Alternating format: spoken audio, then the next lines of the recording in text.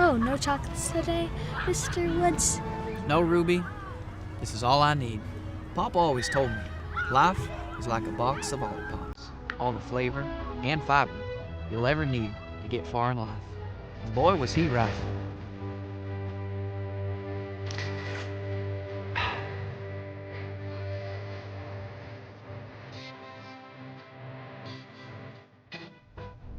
I never really had an end goal. Never had a reason to stop either. All I knew was I could run forever with one.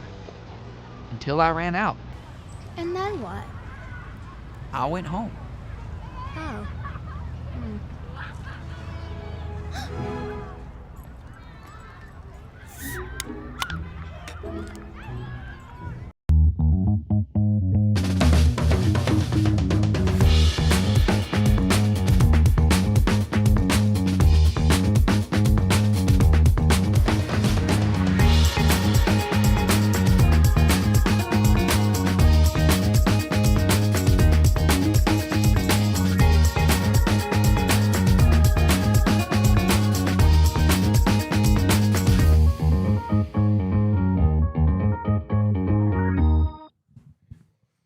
Konbanwa, and welcome to the CITIUS Mag post-race show live from Tokyo.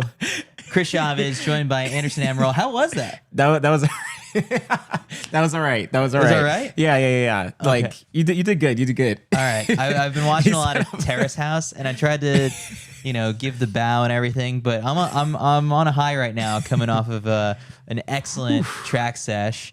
Oh my God. We had lots more medals awarded today on day 2 of the World Athletics Championships. Quick plug for our presenting sponsor. CITIUS Mag's coverage of the 2025 World Athletics Championships is presented by ASICS. They've been kitting us out. We've been rocking all of their latest and greatest shoes, from the Mega Blast, the Sky, the Edge. I unfortunately can't run right now, but Anderson, you were crushing it on the group run. Yep.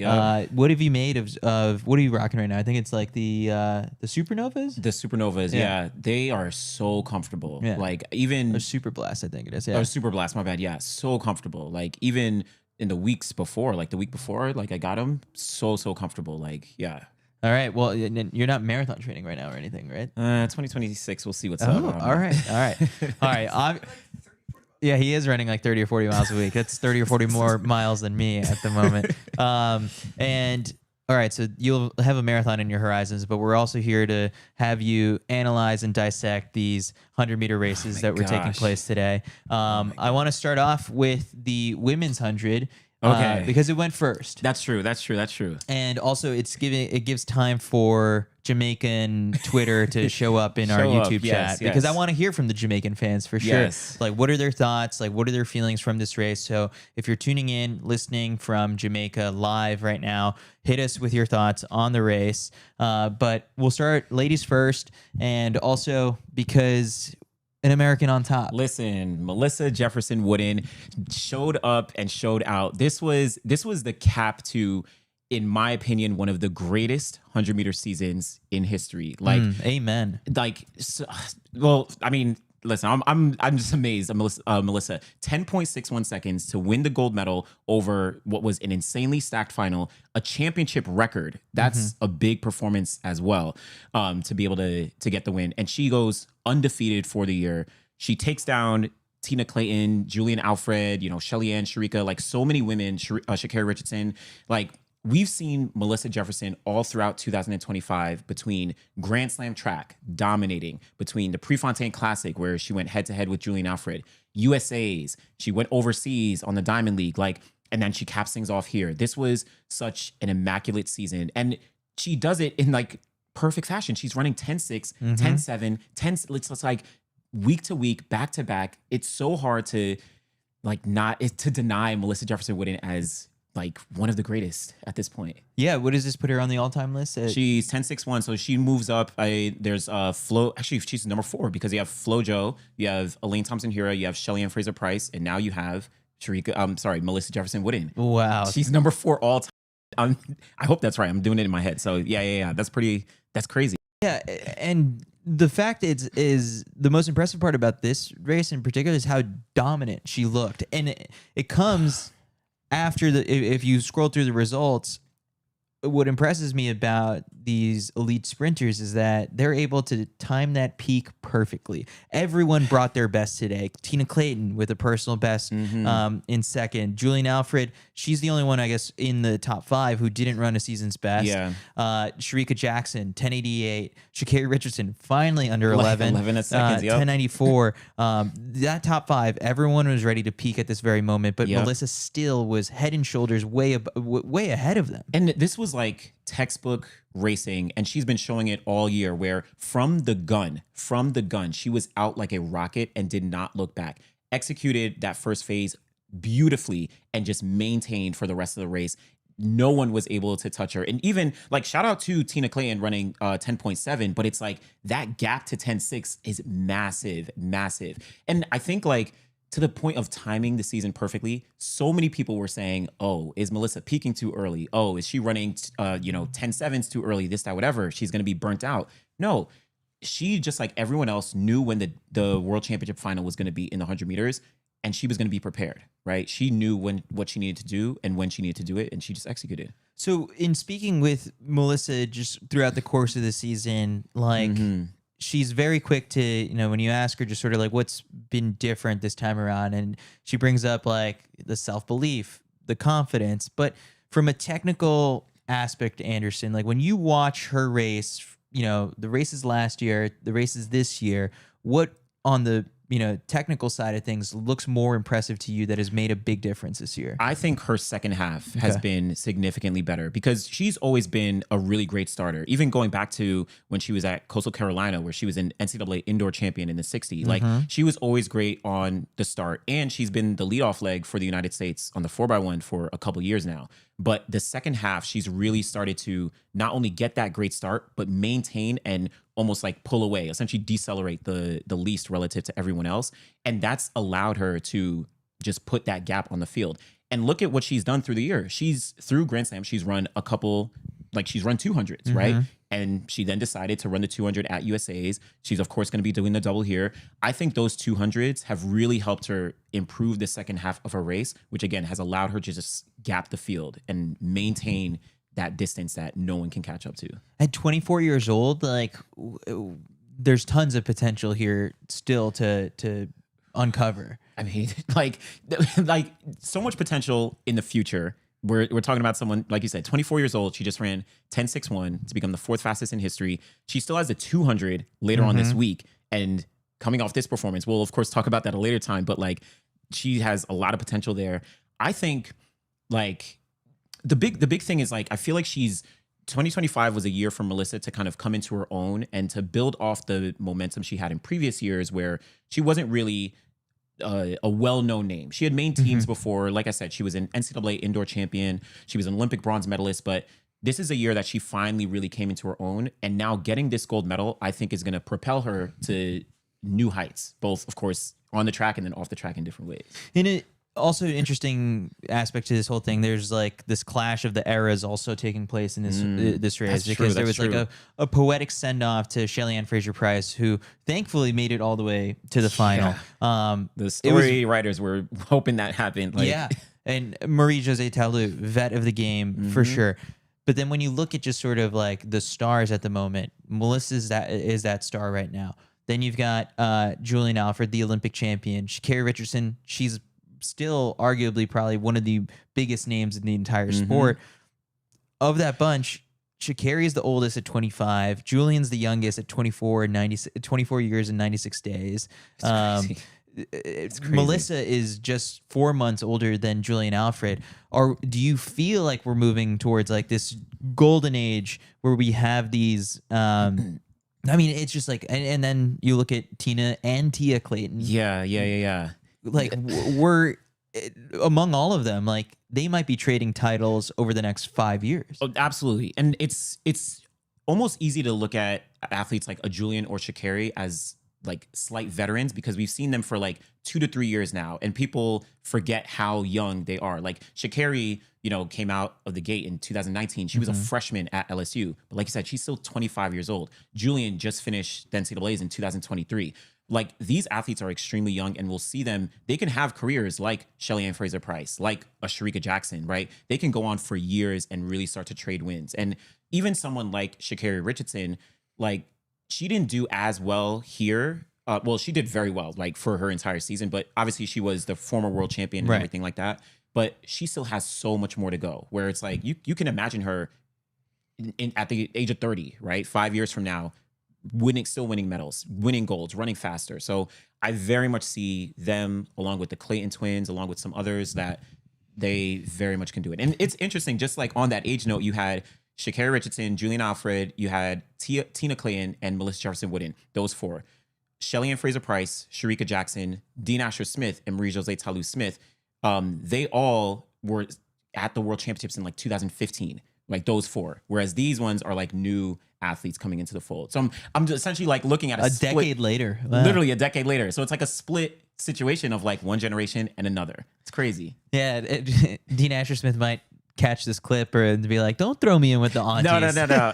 I know. No, she's still like, she's still got some stuff in her. So yeah. All right, I do have the race in front of me. We obviously can't show it because we don't have rights to this. But when you rewatch it, where did things go wrong for Julian Alfred? She just didn't get a better start than Melissa, and from the get-go, she found herself trying to chase down Melissa Jefferson-Wooden, and so at that point, good luck. Yeah, I think for Julian, she didn't get as good of start as Melissa. I didn't expect that to happen. I expected Melissa to be out front, but in the second half of the race, she just didn't pull away from the field or maintain as much as she should relative to other races that she's had, where we just saw her at the Zurich Diamond League final run extremely fast from the gun and then also maintain in the second half. She just didn't have that here. I'm not sure what it was. Like, it just looked like she just wasn't, I don't know, turning over. It wasn't like she wasn't maintaining. I'm not exactly sure what it was. And in her semifinal for Julian Alfred, she looked really, really comfortable. She ran 10.9 seconds in her semifinal and was cruising through the finish line. She was relaxed, but I'm not sure why it just didn't translate into the final. I wonder if this is just pure speculation. Maybe there was just some pressure aspect of like, okay, I'm the Olympic champion. I should be winning this race. Or, all right, Melissa is maybe the favorite on paper and I should be up there with her. I think of like last year where we saw Femke Bol and Sydney McLaughlin-Levrone. Femke faded to 3rd place in the 400 hurdles. And she said, like, I was trying to run with Sydney and that caused me to have an issue. Maybe that's what led to Julian. Because Julian, in my opinion, she should have been, I don't think she was going to beat Melissa, but she should have been up there, right? Yeah. I mean, yeah, we were all expecting it to be MJW, Julian Alfred, 1-2. Exactly. And then a big open battle for 3rd. And so Tina Clayton honestly exceeded expectations to as much as, honestly, if everyone thought that it was going to be Melissa and Julian up in the front, then like Tina totally surpassed that. Yeah, I think Tina, very, very, very few people except diehard fans probably had Tina like in 2nd place. Like, we have to be completely honest, right? But she definitely showed up. She proved that she can, peak at the right time, right? She can peak at the right time. She can put her best race together at the right time. And running 10.7 seconds to take down the Olympic champion, that's a big, big confidence booster. Who's her coach? It's Stephen Francis. Okay. Same coach as Kashane Thompson, same coach as Shelly-Ann's former coach, Elaine's former coach. Like, he's kind of like the GOAT women's coach in Jamaica, and you can argue like in track and field, one of the greatest coaches in track and field. Yeah, no, and it's so interesting to just kind of like that lineage of just sort of like we talk about coaching trees in the United States all the time, but like this is just sort of like, all right, one guy has had his fingerprints all over the dominance in one event for so long. And then we'll get obviously to the men's side, because now Glenn Mills is going to end up back in the spotlight again, deservedly so. I do wonder, what do you make of Sha'Carri? Like you said, she got a season's best, and people had been questioning her all throughout the year, even like, could she make the final? But I wonder, what do you think of her? Well, so the thing with Sha'Carri is that it's just like, it's so much more entertaining when she's in the mix. Mm-hmm. And then I just started feeling like, is this Budapest all over Dude, again? the semis were dramatic. Because of, yeah, exactly. We totally glossed over the semifinal round, and like for a lot of these competitors, it was like business as usual. Mm-hmm. And then with Sha'Carri, she runs 11 flat to the whatever decimal, and then is sitting in the hot seat watching for the rest of the heat. Yeah. And because she was in the first one, right? She was in the first one, and she had to wait that whole entire time. And I think I tweeted out a photo of her in the chair and with like the SpongeBob meme of like him just sitting in the cafeteria, and it did well. It was a good tweet. And so then when she survives that, which there were some close scares, hilarious side tangent here. Yeah. How about Great Britain just knocking themselves out? Great Britain was like sabotaging themselves. So how'd it go? It was first Daryl Nita in the hot seat. She was in the hot seat with 11:05 in the first heat. And then you had Amy Hunt knocks her Amy out. Hunt knocks her. I'm sorry. Daryl Nita ran 11:06. Then Amy Hunt runs 11:05 to knock her out. And then Dean Asher Smith comes around and runs 11:02. Like literally, they were the 8th, 9th, and 10th places. That was Brit on Brit on Brit crime. So hilarious. Their 4x1 is going to be crazy. Well, even before that, I mean, we like the semifinals being even crazier is that there was like that false start almost. Oh yeah, that false start with that it was either Sha'Carri. It was Sha'Carri or Daryl Nita, yeah, or something like that. One of them false, or I don't know. If it obviously wasn't officially a false start, but some Twitch situation happened. They got called back, and they eventually did run, but it was wild. Yeah, but. Yeah, it was wild. I mean, wait, what did... Sorry, Mac chiming in here. Mac is asking, like, basically the big what if with Sha'Carri is, like, what if she would have had a normal season and, maybe approached it a bit more normal than sort of what we all theorize all throughout the year is that Sha'Carri just has to get ready for September, and like all of this, these other races don't really matter. And if she was banged up at the very beginning when she opened up in China, I think it was, that doesn't matter. Like it's all about September. And she didn't even run the 100 at the U.S. Championships beyond that first round. And so if she would have gone about a normal season, and then like day in day out, you are at the level of Melissa Jefferson-Wooden, there's a chance you knock her off. That would have been crazy. Yeah, so I think that it's like, the dramatics around Sha'Carri today were next level. The near false start, sitting in the hot seat the whole entire time, surviving that, and then being the first one. This time it was on the other side of the track in lane 1 versus the lane. What was it? She was in lane 9. Lane in 9 2023. in 2023, and I was like, okay, there's a chance here that she ends up on the podium. And then as the race unfolded, like, no, it was Melissa Jefferson-Wooden from the gun. This is a good sign for Sha'Carri Richardson, I think. I think, like, any doubts that people may have had in the past of, like, can she clutch up in the moments? This is not a typical year for her. And so she still proves she can run her fastest at the championships. It just so happens that her fastest on today doesn't necessarily get her on the podium, and not necessarily even close this time around. So it's not like she can be disappointed having missed by, a decimal. And it bodes well for the United States' medal hopes. Like that was another question mark. It's like, we got Melissa, we have TT, we have Kayla White, and we have Sha'Carri. It's probably going to be a Dennis Mitchell quartet. 4x1, yeah.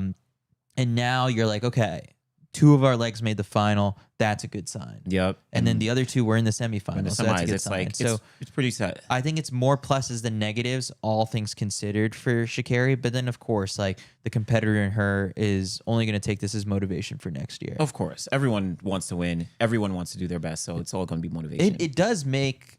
if we're setting the table for World Athletics trying to get fans to care about the World Ultimate Championships next year, if you think about the buys that are in play for that, it's World Champion, Olympic Champion. So now you are assured we're going to get Julian Alfred versus Melissa Jefferson-Wooden in 2026. Now, for Sha'Carri to throw her name in the ring, like she's going to have a normal season next year to rack up world ranking points and all that kind of stuff. So at least like we know that we got these 2 facing off, and now, come next year, this time next year, it'll happen again. Yeah, and like let's be clear. Sha'Carri got injured at the top of the year. She had the wild card, so she of course, was able to string her season out, but she's still a 10-6 runner, right? Like she can get back to her form from last year. Julian Alfred has run 10-7-1. She can get back to that, and she's been running 10-7s all this year. Like we are in for a very, very good 2026 when it comes to the women's 100. That is going to be insane. Is going to be absolutely insane. All right. So Anderson, I know you've had experience kind of in a classroom, teaching. Oh, Lord. And I know you're a generous grader, or I think you're pretty generous with sort of sometimes your critiques of athletes in terms of just like giving them more of the benefit of the doubt. But let's do a quick report card of this women's 100. What would you give a grade to each of these competitors? Let's start from the bottom and work our way to the top, although it's like fairly easy what we're going to give Melissa Jefferson-Wooden. But Dina Asher-Smith, 11:08 today, 8th place. Unfortunately, I hate to do this. Don't take it personally. But I mean, I have to give her like a D or something like that. Like the problem is like Dina was a world championship silver medalist back in 2019, and she just hasn't lived up to those expectations. But so yeah. Marie-Josée Talu, 7th place, 11:04. Probably, unfortunately, similar. I was rooting for Talu, but similar. She hasn't shown up, but shout out to Talu. Unfortunately, probably like a D. Shelly-Ann Fraser-Pryce, 6th place, 11:03. I'm actually giving her like an A-. I'll give her an A-. Yeah, because Loki, I'm gonna give her an A. This is the final year of her entire. This is the final race of her entire career that's lasted since 18 years. Yeah, whatever it was. Like she made it to the final. A very competitive world championship final and finished in 6th place. That to me, that's an A+ season. Sha'Carri Richardson, 5th place. Sha'Carri gets I'll give her a B+. Good. I'll give her a B+. I agree. Yeah. Because obviously she ran sub 11 after a really bad season, but she didn't get as close. Maybe not 10-8, but I think B+ is pretty good for her. Sharika Jackson, 4th place. Sharika, oh man, I don't know. Jamaican fans might hate me, but I'm gonna give her a B. Okay. I'm going to give her a B, not B+, because she equaled her season's best, which she ran at trials. I thought she was going to run maybe a little bit faster. I don't know. I didn't have her getting on the podium, but I'll give her a solid B. Okay. Julian Alfred, 3rd place. For this specific race, I have to give her like a B-. Okay. I think she got on the podium, and this is only the second time she's on a podium in her career, so that's a win. But the expectations were, of course, at least silver for her, and I think there was a setback from that. Yeah, getting on the podium is a big curve, and then like execution-wise is where she lost points. That's where she lost. So, yeah, I have to give that B-. Tina Clayton, 2nd place. I give her an A, like because she overperformed. Again, very few people probably had her getting silver here. So for her to get silver, get a personal best, become one of the fastest. 10-7 is one of the fastest performances of any athlete. So yeah, I give her an A. Melissa Jefferson-Wooden, A+. Triple plus. Like, come on. The perfect. I'll look at whatever it is at one point, but like she has had one of the greatest seasons in history. Yeah, I'm excited for that video that you'll eventually make, like analyzing like seasons. There was that one season, of course, where Shelly was rattling off like 10-6. That was 2022, right? 2022, yeah. That was a good one. Elaine with like 2021 with her Olympic year. Of course, Flojo, even Sha'Carri in 2023. So but this is insane. This is good. So. All right, so that was the women's 100. Incredible, like how long we can analyze a 10.61 second race. But no, that was great. Men's 100 meters. All right. Now this one was another one where, like, I think coming out of the semifinals, you're like, all right, like the cast of characters that we wanted in this grand finale all made it through. Because we had what was it? 2 Jamaicans, 2 Americans, 2 South Africans. Yep. And then you had the Nigerian Ajayi from and Auburn, then Tobago. and then Tobago from Botswana. So this was set up perfectly. And even in the semis, you had Oblique Seville win his heat. You had Kenny and Kashane run the same time in their semis. You had Noah in his like Noah-esque of like getting a slower start but running down the field, and then they all qualified through. So they set this final up very well. Yeah. All right. So then the guys are getting in the blocks. Tobago false starts and gets the DQ. This is the first, honestly, like DQ that these generous officials have handed out. Like we're getting people twitching and moving, and then the reaction times being super quick. Like even in the semis on the men's 100, I think it was like Andre de Grasse and Gift from South Africa, like they false started or like somewhat kind of blatant, I think, but then they just brought out like a yellow card. I'm like, again, I'm all for letting athletes run, but like, I don't know what's really going on. Yeah, I mean, we're hearing it in the YouTube chat. Someone said, "Come on, guys, you know Sha'Carri twitched and lifted her head up like in the semis, and they gave her a warning because she did not run or leave the blocks. It was more than a twitch." So that, and then someone's already getting ahead of it. It's like they're giving their report card. They're like, "No, it definitely gets an F." And it's like, okay, Lord. come on, that's Jamaica for you. But all right, so then after things reset, Tebogo basically put his hand up. He's like, "Yeah, He knew it. I messed up. That was I'm like getting the off most track." blatant false start. I mean, yeah, conversation about the 200. He might be a little more fresh for that, but yeah, he knew he was out. All right, so then the race actually goes down, and of the reaction times here, I'm looking at it. Oblique Seville had the fastest one of the bunch, Which is crazy. and like he's kind of got the habit of like hawking people down in the later stages of the race, but like in this one, like he just executed everything. Everything, yeah. So Kashane, at least in terms of the start, like the full start, not just the reaction time, he actually probably had the best start from what I saw, and he was leading the field. And then Yes, he was. Okay. Yeah, he was leading the field, for actually a pretty good amount. But then, and even Noah had a pretty decent start, but Oblique Seville executed so well in the second half, and you can almost see it on his face where he is like, I am not losing this race. I am going to not only get on the podium, but I am going to win this race. He crosses the line. He like dips. He rips off his shirt. He is like elated. He knew he got the gold medal. And it's been like a journey for Oblique, right? We've seen him 2021. He made his debut at the Olympics. He only made the semifinals. He was extremely young. 2022, still pretty young. He finishes 4th place in Eugene at the World Championships. 2023, finishes 4th place once again, misses a podium by like 1,000th of a second. 2024, last year at the Olympics, he finishes last place getting injured, but still runs like 991. And he had a heater in the semifinals where he beat Noah. And that's the thing. That's the thing I think, even myself, I was looking at this here because in the semifinals at Budapest and Paris last year, he always runs so well, so fast, and executes an amazing race. But then he gets to the final and is unable to do it. Here, he ran 987 in the semifinal and looked so comfortable, just like previous years. So my mind is like, okay, we've seen this story before. We see how this ends, but can he actually turn the script?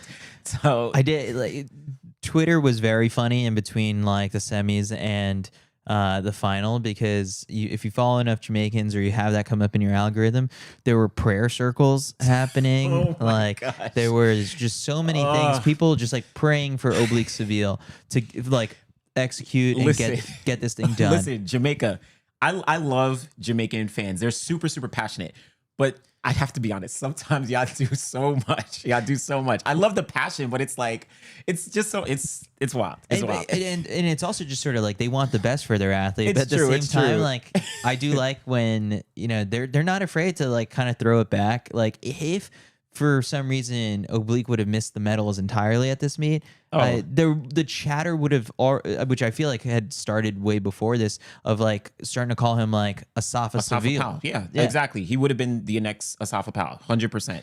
But listen, I got to shout out Oblique. I thought Kashane was going to get the win. I thought that he was going to be able to because he has the world lead. Oblique had never beaten Kashane in his career as well. That's a notable thing that I was like, okay, he's never actually taken him down. So I thought Kashane was going to be able to get the win, but Oblique showed up and he showed out. And yeah, personal best, like it was amazing. Yeah, I think it was really cool.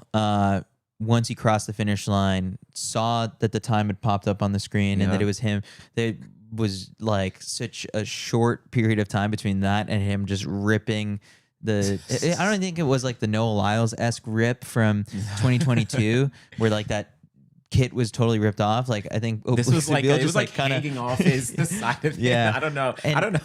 and I can never get out of my head just sort of like the one Twitter clip where like Fred Curley was on an Instagram live and called Oblique like chubby. Oh yeah, like that. I was just like, oh, this is like Oblique like embracing. Like, I am the champion, and like this is the body that got gold. He took it to heart. That was the one thing he was thinking about as he was like crossing the line. Like, nah, let me show you I'm chubby. Well, the fun fact is that Glenn Mills has now coached the tallest and the shortest. Oh yeah, that's a good 100-meter gold medalist. That's a good point, because Usain and then now Oblique Seville. Because Oblique is small. That's hilarious. Oblique is like strangely small. It's strangely small. He's like a very, very. That's gonna end up on like a Jamaican graphic. It's like Oblique Seville is strangely small. Says CITIUS Mag sprints analyst. I know. But it's like it's almost like he shouldn't be able to like execute and run. And even like the picture we have on the screen, it's like Noah, Kejelcha, and then Oblique. It's like ridiculous. But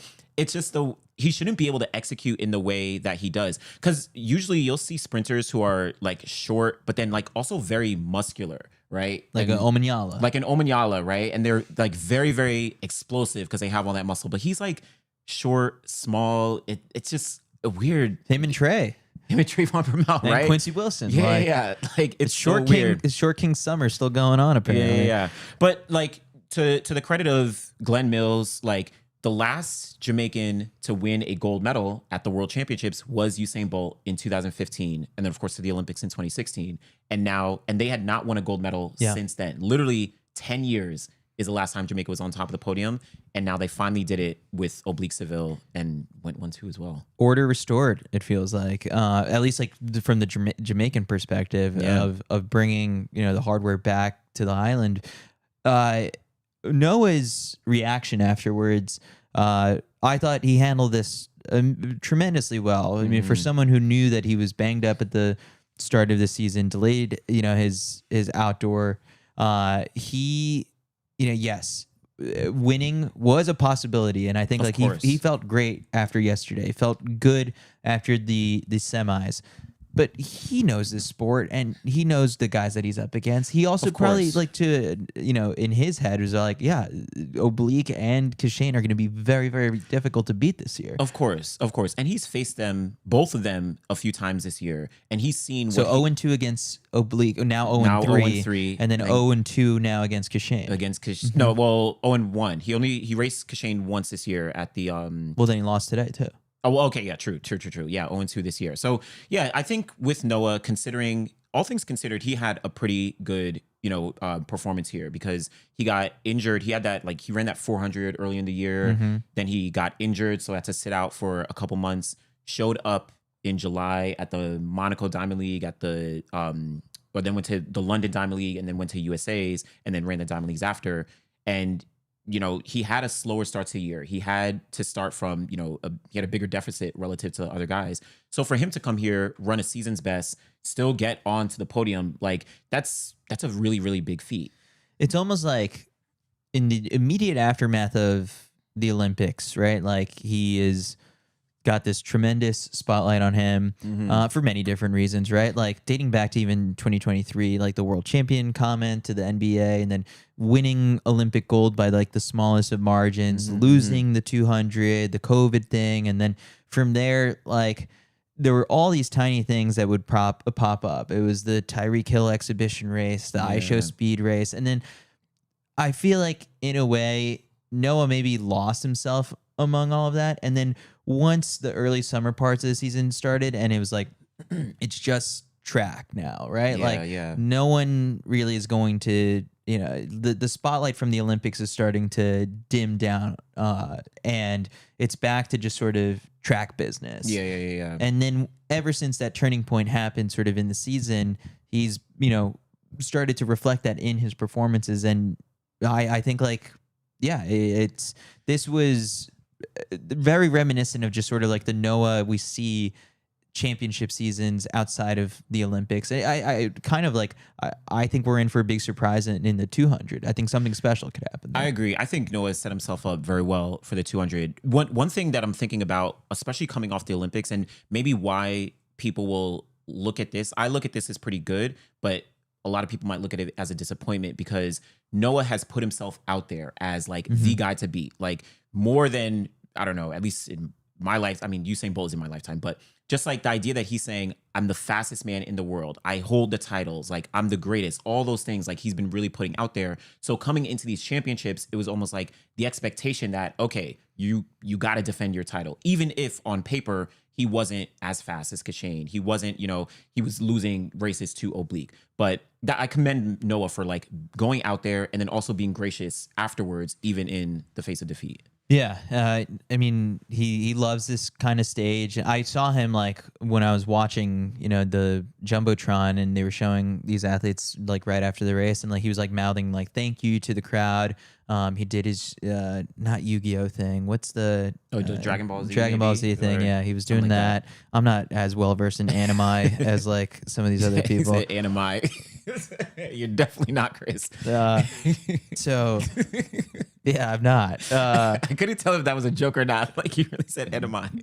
I learned that it's pronounced differently the other day. Anime. Okay. All right.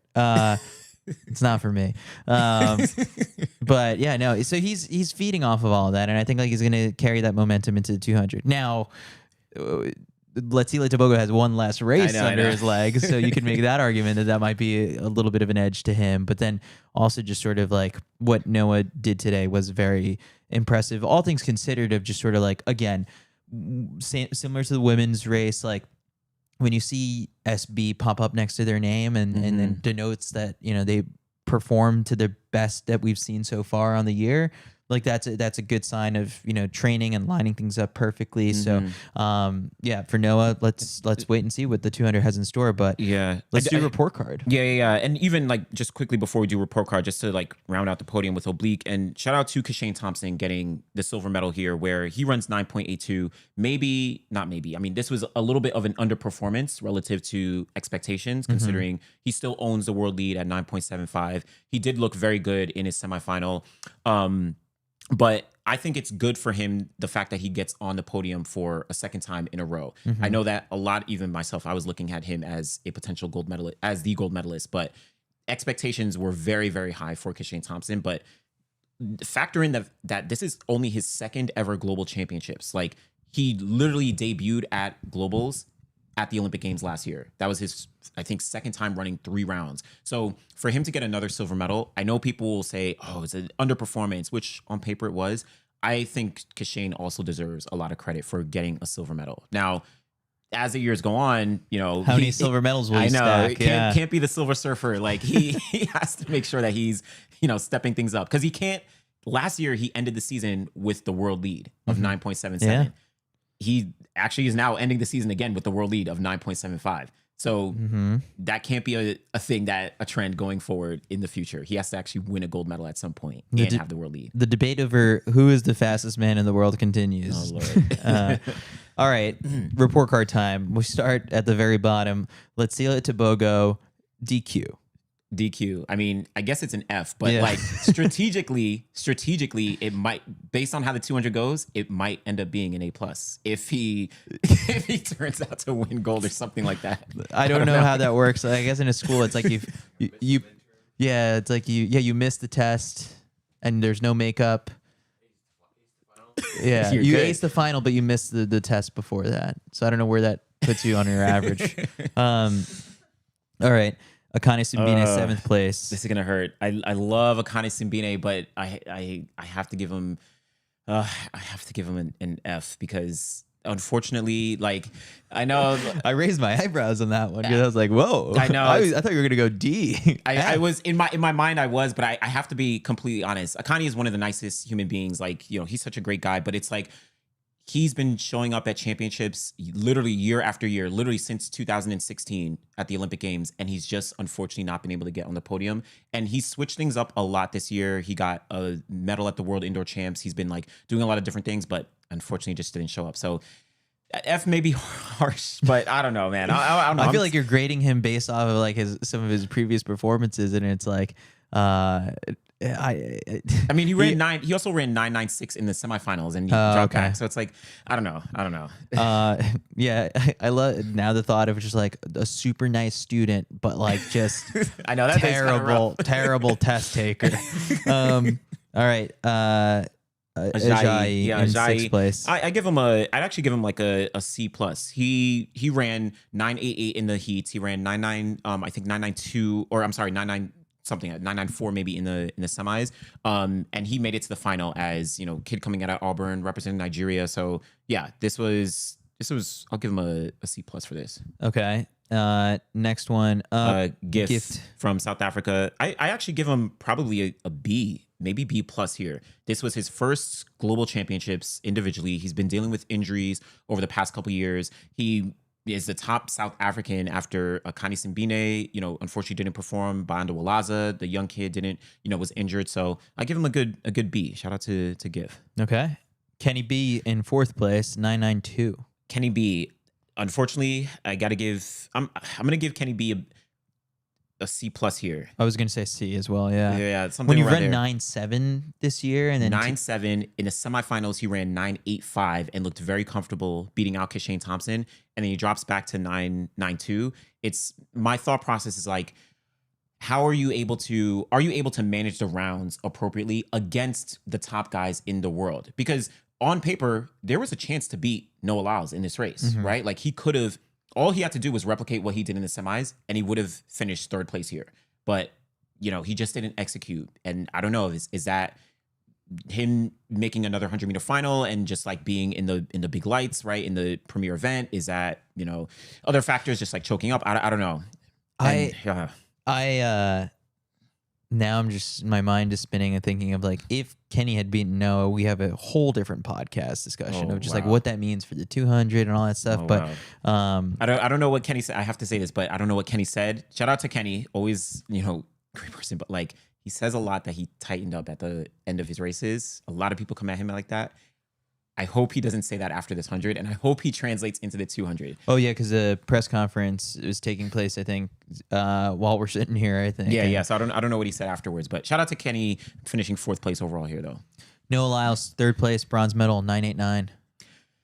I'll give him a B plus here, actually. I think because considering how the season turned out, and I personally I had him getting a bronze medal in my predictions. I think B plus was pretty good. Obviously, he ran 9.90 earlier this year. He's known for being able to execute and build as the rounds go on. So even though this was the season's best, I think there was room for improvement where he should have done, significantly better than he did, but still a good performance overall. So I give him a B plus. Second place, Kashane Thompson, 982. I actually give Kashane a B or B minus here because yes, he gets another medal, his second global championships, but he underperformed. He should have run faster. He ran a comfortable 9.85 in the semis. He got the fastest start of anyone out of the blocks and, in the first 30, but he tightened up like he unfortunately usually does when like people are close and around him in a final. So B minus ish for Kashane Thompson. Oblique Seville. Similar to Melissa Jefferson-Wooden, I'm giving him an A plus. Personal best. She got A++.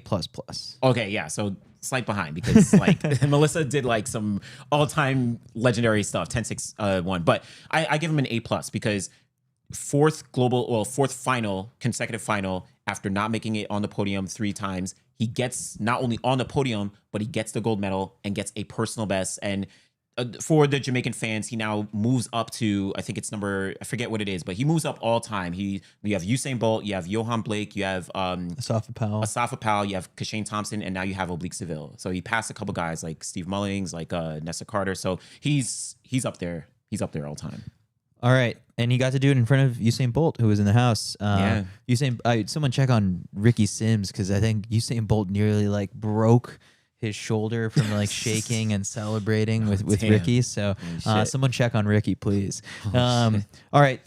Before we let you go, quick thing, 400s taking place.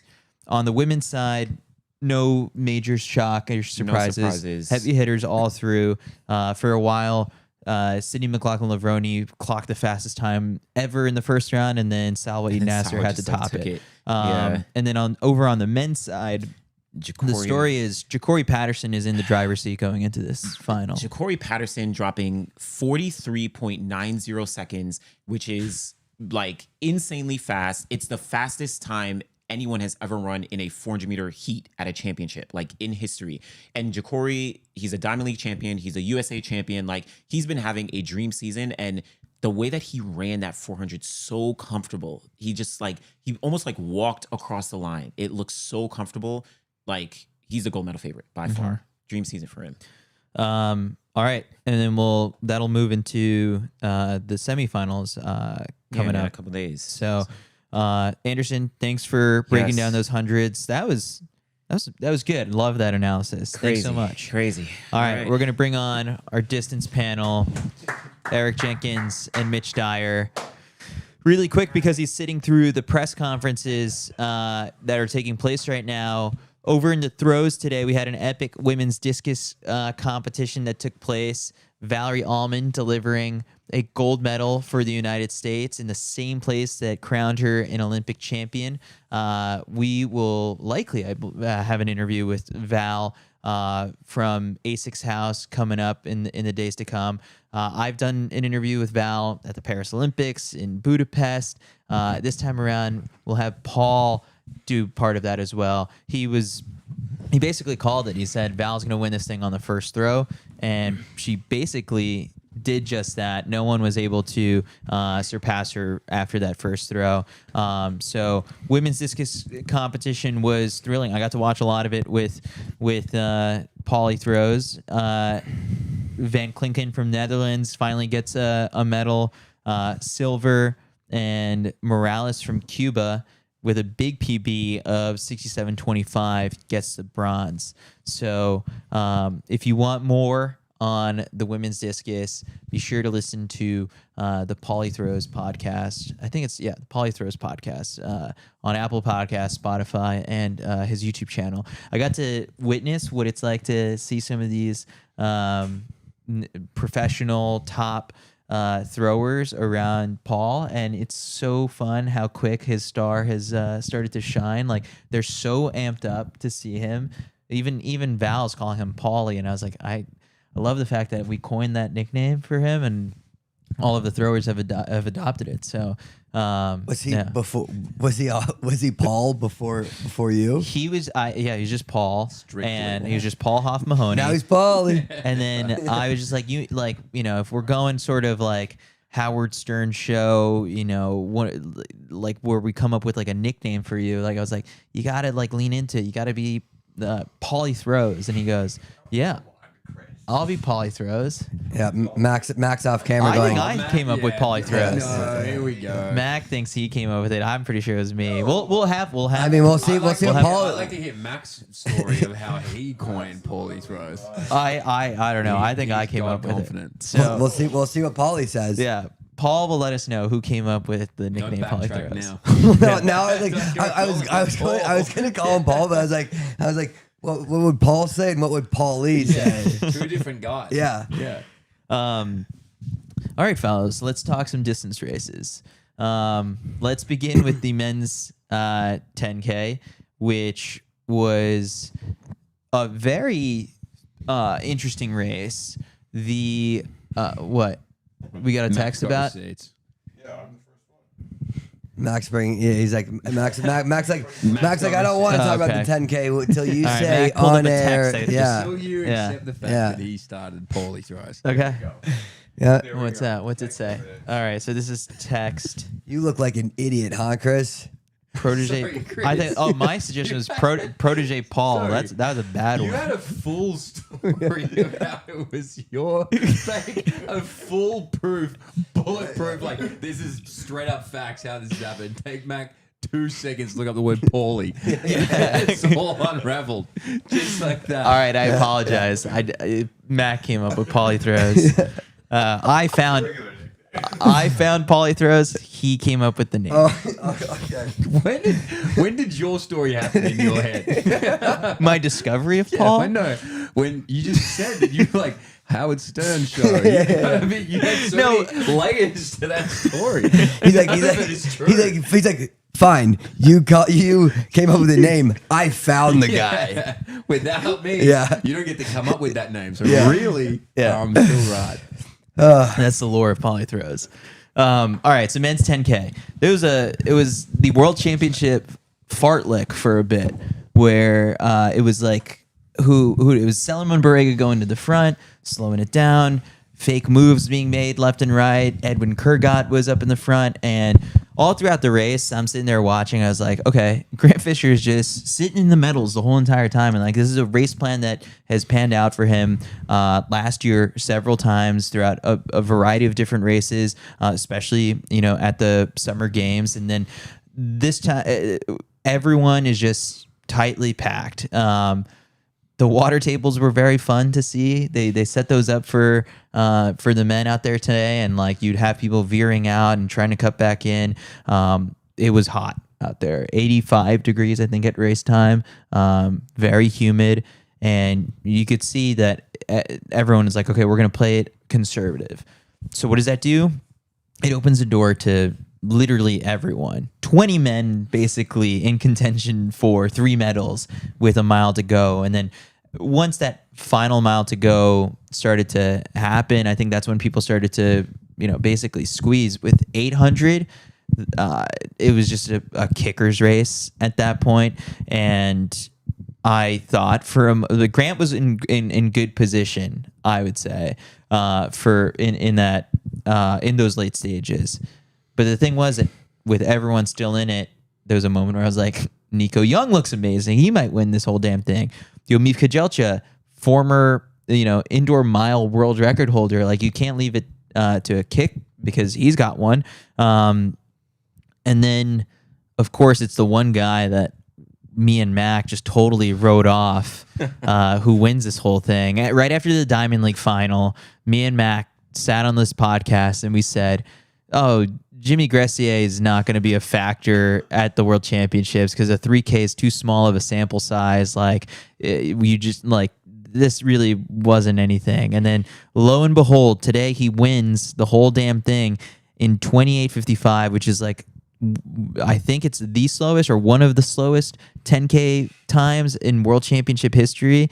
And that's what happens when these things, we were, riffing about like what it could happen at this World Championships if the 5K is a 13:10 race and how everyone is in it. This was the equivalent of that. And so you left it to the potentials of it. Jimmy Gressier, Yomif Kejelcha, Andreas Almgren, all guys who are, I view as like 5K studs, kicking in a kicker's race. And so they end up, that's your podium right there.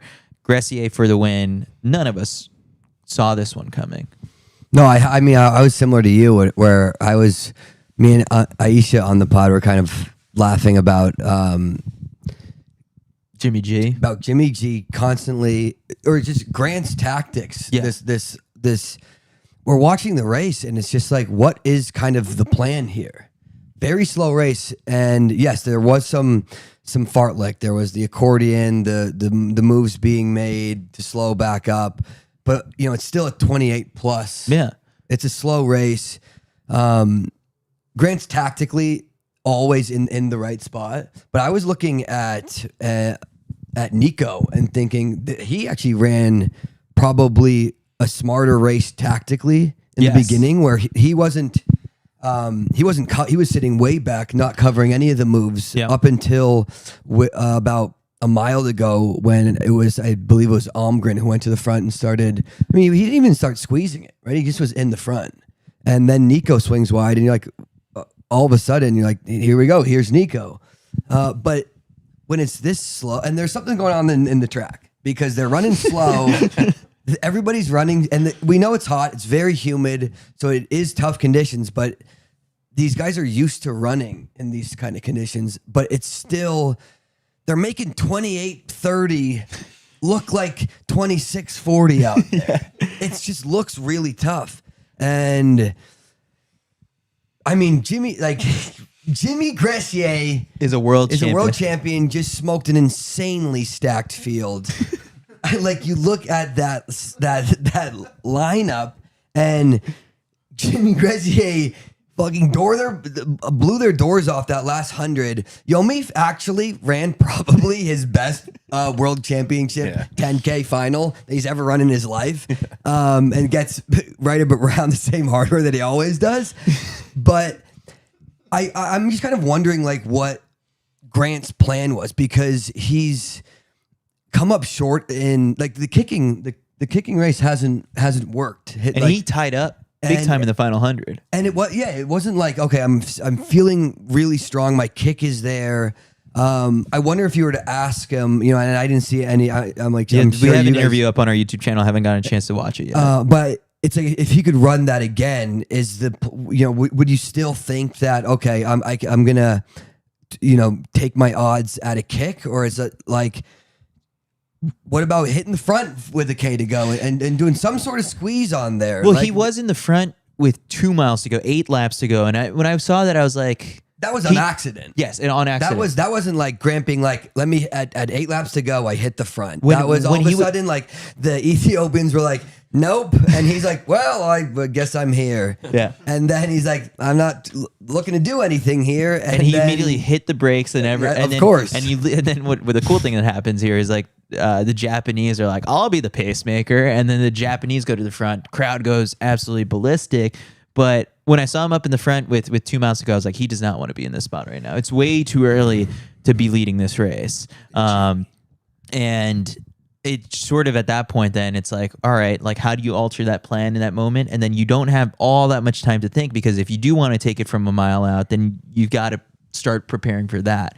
But yeah, so in retrospect, once I saw Nico reconnect with the front of that pack, I was like, well, all things considered, like with 600 meters, 800 meters to go, it's like I'm taking Nico over Grant, because like the exertion and just how much effort he had to put in those early laps is not as much compared, because he was sitting all the way in the back the whole entire time. Do we got some splits on this I- what kind of times were they running that last 400? Because I mean, I'm going to hit the front for the last mile or so, but it wasn't like I need someone to do math for me. Maybe someone in the chat. He wasn't putting a squeeze on. He's just kind of staying out of trouble.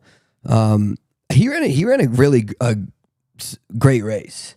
Almgren? Yes. Because like this isn't a guy who I think of as having this, in a 28 plus minute 10K, having the fire out of a cannon kick of a dude like Borrega, a dude like Aragawi. But Jimmy G wins the Diamond League final, and now world champion in the 10K. It's we were both kind of we said it's not necessarily a fluke, but you're like, this is it's a crazy world where this is happening. But it's like, look, the guy has done it now in the 2 biggest races of the year, and you can't deny him. Mitch, if someone would have told you at the beginning of this outdoor season, no, Jimmy G's going to win the 10K at the World Championships and the Diamond League title. I mean, yeah, no one would believe that.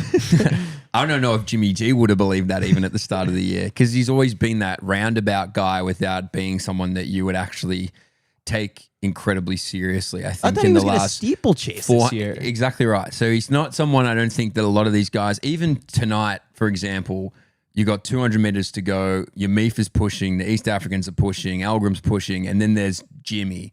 I don't think there would have been a large consideration from that group of being like, this is maybe a guy we have to worry about. In fact, if you go back and watch that last 100 meters, he was all over the place, just even trying to find a spot to push to the front. And sometimes when you're in that position and you're not the one being considered, kind of different races, but cast my mind back to the 1500 meter final last year at the Olympics. Cole Hocker, no one was really thinking he gets that inside rail and beats them. When you leave a kicker without consideration and they find a gap, that's exactly what you leave yourself open to. So I feel for Yomif, because if there's ever a time you're going to bet on him to win a medal, it's at the World Champs.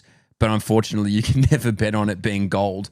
And this was, you would have thought 50 meters to go, you're like, this is it. He's done it. He's finally done it. And then here comes a little Frenchman just kicking down doors and takes it out. So Yomif is a class competitor. He's multiple time, obviously gold medalist indoors, but that gold medal just is elusive for him on the outdoor track at the moment. Of one of the great 10K runners, distance runners we've had, gets shown the door again by another quality European, Jimmy G, the world champ. Yeah, I'm looking through this and like Almgren getting the bronze, not a total surprise to me. Like, he's the European 5K champ. And again, he was, in that blanket finish with Jimmy G and Grant in that Diamond League final. It's nice to see the guy rewarded. He's like been on the cusp of a breakout like this, and this season in particular, he's put it together. It's a, year over year, totally different podium from last year. That just goes to show that that's what happens in this event. Very different race from the one that was run at the Paris Olympics last year, where that one was just epic. Everyone strung out, running crazy fast, and like today, it was like everyone bunched up, running very slow. What did Jimmy finish at the Olympics last year? I don't think he ran the 10K. He ran the 5. I think he Yeah. was just 5K. He was in the final though, or the 5. Let me look that up. But My point being that Jimmy now has a world title and he's won the Diamond League. So you go from an afterthought now to being the thought. I don't know how much he? respect was. Well, in terms of you Chris, have to. No, well, watch he's it. the world champ. I'm not saying that he He's is a world the champ. most decorated 10K runner when he toes the line, but you can't discredit him at any point during any race now if he's within a a kicker, chance yeah. at 300 meters to go. You can't just look across your shoulder and go, oh, I've got him covered now, because the last 2 times that it's come down to a kick in a major, and like I'll consider the Diamond League final now a major, he's come out on top. So ball don't lie. He's literally done it twice in the last month. I forgot he was in the Paris Olympic final. He was 13th. He was the last guy to get the world championship standard, where he ran 26:58, and I think that's the only 10K that he ran before this on the track. It's fascinating. So he punched his ticket at last year's world This is his championship second 10K. in the last 2 years. I mean, he ran. And that's 13th at the Olympics and then world champ. Yeah, pretty that solid. right? Pretty solid. That's a good resume of Pretty 10K solid. race. Yeah. I'm double checking this You right would now. take that. He's run more than that, but just like last year, just got the standard at the Olympics, hasn't run another 10K since, and today wins the world championships.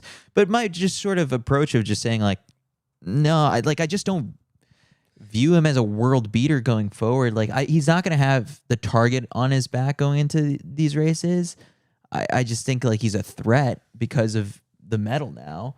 Yeah, you're saying it's because it's a 28.5 minute or Yes. 10K that now you're gonna let a guy like Jimmy be a possibility. But if this is a 26:40 race, then he's no longer in the conversation for the win. But it's like, look, It's the Centro effect. Yeah. it's like it doesn't You got matter. the medal. Like, He's a dude, it champ. doesn't matter. The dude's a world champ right now, And I'm not. I can't even run. Well, what are you racing Yes, for? You yes, don't, ra- Chris, you're you don't, not, you don't but- race to be a threat everywhere. Yeah, Yeah, running exactly 26:40 in Monaco doesn't matter. Being on a, day like but this. being the world beater is the whole point. The Yeah. whole point is to win the world. Couldn't give a shit about the domestic season, to be honest. Like, great that you run fast times, all that stuff. That's amazing. You deserve every piece of credit, every record you break. That's the best thing ever while the year's going. But when it comes to the crunch and it's time to win and you win a world championship, you are the world beater. So I think you have to have a target on your back, because The this funniest is thing what you is- race for, is to win titles, and you only get one shot every 2 years or every 4 years or whatever it is. And now he can walk around. He's like, mate, I'm the defending world champ. Cool, you won Oslo Diamond League. That's sick. I'm the world champ. What are you gonna do about that? I'm the world champ. The funny thing now is that because he ran the Olympics to secure a spot for this year, now he's got the world champion bye. He probably won't run another 10K until It's got a good 2027. track record of not Yeah. running a lot of 10Ks. Like, Doesn't need and to. they're probably gonna make the standard tougher in 2027. And he's like, all right, good luck, boys. Yeah, like have I'll see you in Beijing. Yeah, they'll make Yeah. a stand cover. It'll still be probably a slow race, and it'll be probably They're win. like, it's it. really hot out here. Let's Yeah. slow it down. Jimmy's like, hell yeah. Yeah, they're like it's actually really humid, and let's the air pollution in let's- Beijing. What do you guys think about 29-minute race? Let's Jimmy's fart. like, Let's I'm fart lick the on hell board out of with this that. thing. Yeah. That'll get them. Okay, so then does this change your feelings towards Jimmy G in the 5K? Like, are you going to view him more as a threat there? If it's slow, I mean, yeah. I mean, if it's Yes, if it's I slow, certainly view him as more of a threat than I did put a bit more respect 4 on the hours analysis. ago. Yeah. 100%. Yes, I'm okay. a little more like, well, A lot of these guys are double back. How do you take him out of it? Someone has to follow the sword to make it fast. Go quick. At some point, these guys are going to need to run a bit harder. I'm like thinking back to like Paris, the 26 sub. It was around 26:40, right? The Paris Olympic 26:48 final? or something was like quick. that. Why? Same guys in this. Why did they make it 2 minutes slower today than they did? Like, it's not like you're like, okay. Well, Cheptegei wasn't here. So Cheptegei is the only reason why it's now like an NCAA regional race. They're like, oh, thank God Cheptegei's done this. Like, let's make this as slow as possible. Well, I guess now I'm thinking more about it. The Ethiopians just never took it to the front. I mean, like Braga was in there and would run a hard 200, and they'd be like, I think It's too hot. I think it's hot, and he's like, "Where's Cheptegei when you need him?" I'm just like surprised because these guys all are so used to running really hard. Yeah. Like these guys aren't used to a 28:30 race. That's why you would think that one of them would be like, "Let's stretch the legs out a bit," because I'm getting antsy at a 28:30 race, and Jimmy G's in there saying, no, we're right where we want to be. Let's not Don't do anything crazy. very humid out here. Let's save the energy. And We're all doubling back. we're all doubling back, guys. Come on. Let's think about our health and let's think about the 5K. Then we can run fast. Just if the surprised. weather's nice. Just kind of surprised about these guys' games, like the game plans here on everybody's part. But Jimmy, Like I'm laughing about it because I'm thinking about like the Americans. I'm thinking about Grant Fisher. He's been in so many races this year where he's just been outkicked. And like, was the game plan like, hey, you know, we're just gonna sit and wait. It's like, you would think maybe at like a K, maybe you don't need to stretch it. You don't need to put on a full squeeze, but at least be in the front and be dictating the pace a bit. I mean, Almgren was in it. Like, you saw Almgren do that, and he ended up with a bronze medal. You're at least like being able to control the race a bit more. And I thought one of Grant's best talents is that, and his best strengths is that he's able to squeeze. And From a mile the guy out. can run. The guy ran a world record indoor yeah, solo for the most part. The type of strength that takes, he can run 60-second Forever. 400s forever. Yeah. And now he's out there running 28:30 pace. And what's going through his mind? Yeah. It's just kind of, I'm trying to think, what was the plan with him and his coach when they said, hey, let's just sit for the entire race? Like it hasn't really worked once this year. does that come back to like a confidence? I don't know. Is Okay, there no, a it's confidence thing confident. on a world final like that? Because even if you kind of flash back to some of his other world finals where he has medaled, it's not as though, yeah, he's got the benefit of it being a fast race, but it's not like he's the one at the front pushing that fast tempo. He backs himself to be able to your point, his benefit or one of his greatest qualities is that he can squeeze. Oh, yeah. At some point, you got to risk it. Yeah, at some point you got to actually play your hand and play the cards and be like, all right, whatever we get back here, I can't control what the dealer's got for me, but I'm going to play the hand and see how we go, rather than sit and be like, I'll get dictated by what the group's doing. I'm confident enough in my strength that I can roll with whatever the situation here is. And it needed to be a point where he said, like, I'm an Olympic medalist. I need to start pushing this because there's 14 guys here who can kick exactly. like I can. And you just don't he could have been out there and just the legs weren't there, right? He's just like, I don't feel great. I don't, and yeah, exactly. Yeah. And that's we were just sitting here, and I don't know what he was feeling, what was going through his mind, what the plan was. I'm just seeing the results and kind of seeing how the race played out. So it's I don't know, but yes, like the athlete, he did get these medals, not be necessarily dictating the pace, but he had the benefit of having a strung out race in these 27-0 races, and he was able to kick. But now he's the guy. Yeah. Like he's had built so much confidence off that 12:44 indoors, like solo. He's these guys know he's the guy now. So I just was a bit surprised to see. Didn't really look like there was like a clear strategy, and but it does seem like the conditions are taking a pretty serious toll on everybody. Like it is. It is. You saw it with the men. You saw it with the men's 15s this morning, right? Like they're running 3:41. Yeah, we'll get to that in a second. Yeah, it's just like That was a hard it is morning. tough conditions, and I do think. I mean, we're sitting there in the stands, absolutely soaked in sweat. Yeah. Oh yeah. It's gross up there. Yeah. And so, and It's I'm disgusting. like, so I'm like, hey, Grant, maybe push from far out as I'm sitting there exhausted, breathe. just sitting there. Yeah, I'm sitting there like heat stroke. And I'm like, this guy's lazy, man. So no, so it's easy to sit here and talk a little shit, but I would just, I thought it just wasn't in his best interest to do that. Okay, so we've been critical of Grant on this podcast. Yeah, sure, yes. So where were Nico's mistakes? Because he beat Grant, and you can probably try and justify like, all right, like maybe it's just Grant has the medal, and people have those expectations, and Nico flies under the radar a little bit. Oh, for sure. I actually thought Nico. Well, I don't think that you haven't seen Nico run.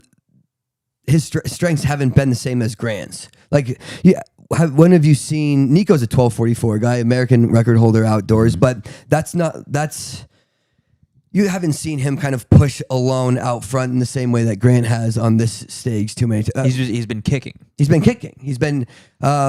He's fantastic time trialer, but like the Grant's strengths is that he can be alone running 60 points, which is that's genuine, unheard of strength. It's very, very hard to do. And I thought Nico ran tactically a great. So he finished fifth. If his legs, he finished fifth. He's almost there on the podium, and he stayed out of the trouble. He stayed away from the East Africans, their plan of the surge and fall, right? And when you're up in the front, Grant's always in the front. Grant's never hanging towards the back. He's a guy that likes to have his nose right in the action. But when you are in that position, you do end up you cover moves instinctually, right? Because you're there. When the guys push it, you cover it. When they fall back, you end up falling. And Grant was in the lead as we talked about, not by his choice. But if you're Nico in the back of the pack, those type of moves don't affect you as much. You're just going with the pack and you're not having those drastic pace changes. And then when he makes his one move to the front, that's a great tactic move. It's just that when it's this slow with this type of field, everybody can kick, and Jimmy has the strongest kick of these guys. So I do think Nico ran for him a better tactical race than Grant did. All right, we did it with Anderson and the sprints. We're going to report card every competitor in the field. So we'll start at 23 with We're Aaron giving them all Benefield. report card. Yeah, like No.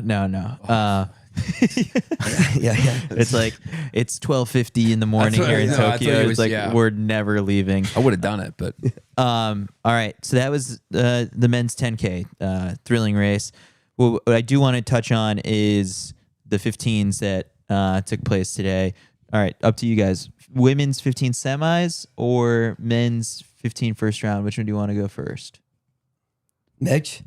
Let's do the women's yeah. because there's only two races. because it's a semi. But it was all it's like this is what we saw this evening. Let's talk about that. Let's work backwards. Okay. All right. Today. So women's 1500 meter semifinals, there were two. First one, Faith Kipyegon says, if you want to go to the final, follow me. And who qualified? Dorcas Ewoy, who Faith was super pumped for. Big embrace. Big embrace after the finish line. For Wendy Hailu, a little more on her in a sec.